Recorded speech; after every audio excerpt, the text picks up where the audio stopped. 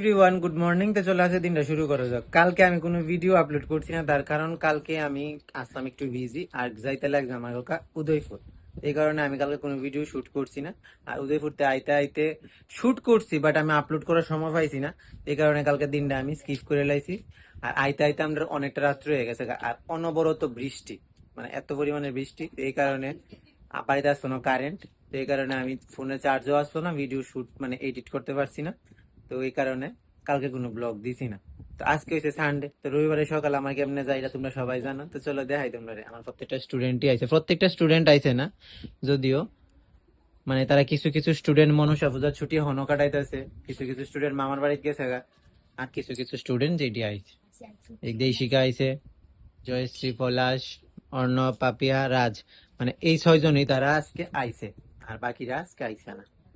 আর তে তো মানে সপ্তাহ সপ্তাহ কয়দিন পর পর পর পর আয়, কারণ তার পরীক্ষা এইটা সেইটা। এই কারণে ঠিকঠাক ভাবে আয়েন।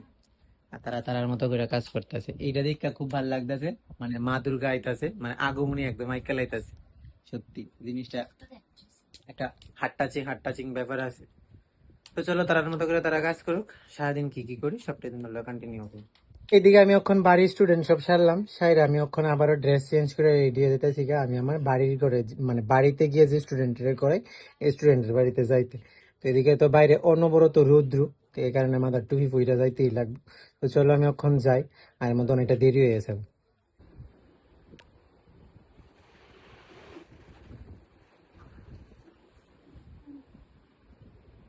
আজকে হয়েছে ঝুলনের প্রথম দিন।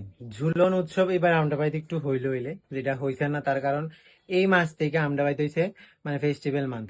এক এক করে সবটাই জানতে পারবা, কারণ জন্মাষ্টমী, তালনবমী, এইটা সেটা এমন করতে করতে অনেক ফেস্টিভ্যাল এই মাসের থেকে শুরু হয়ে যাবে এই বছর। এই কারণে একটু ঘরের পরিস্থিতি একটু আলাদা আছে, কারণ এবার ঝুলন ফেস্টিভ্যাল আমরা বাড়িতে এবার হয়েছে না।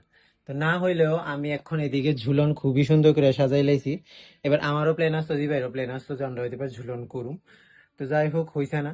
তো এদিকে আমি ঝুলন সাজাই লাইছি, আর এদিকে দিছি যে হরিণটা আমি আনছিলাম গুয়াহাটির থেকে আইতে এইটা। আর এদিকে একটা আমার ছোট্টবেলার একটা বাঁশি, যেহেতু ঝুলনের সময় সব খেলনা টেলনা দিয়ে সাজাইতে লাগে, পশু পাখি দিয়ে।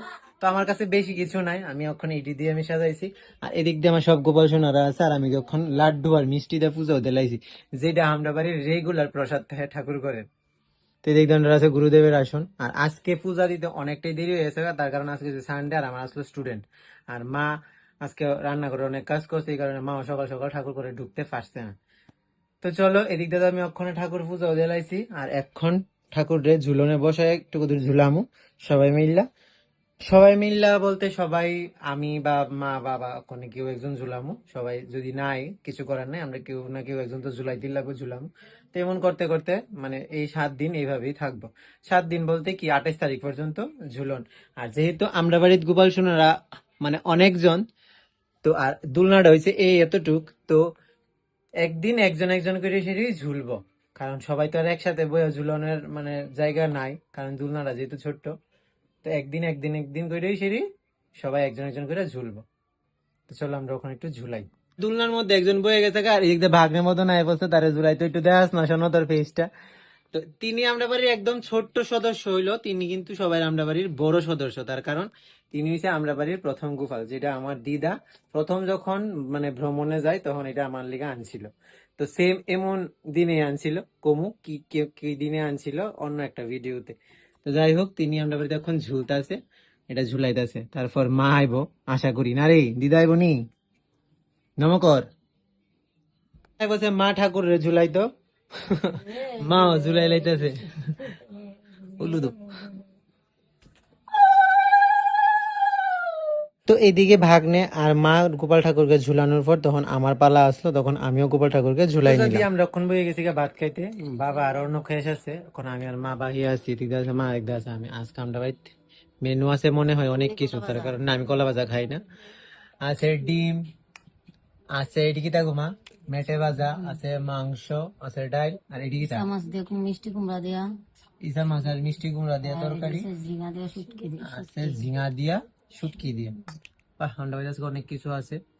তো চলো আমি আর মাখন বাদ আর এখন প্রায় সন্ধ্যা হয়ে গেছে গা, তখন আমি আর ভাগ্নে মদন আমরা দুজন বাইরে দিতেছি গা একটু ঝুলন দেখতাম যাম। তো চলো আমরা ওখানে যাই। তো আজকের ভিডিওটা তো টুকুই, কেমন লাগলো জানাই আমার কমেন্টে। তো টাটা।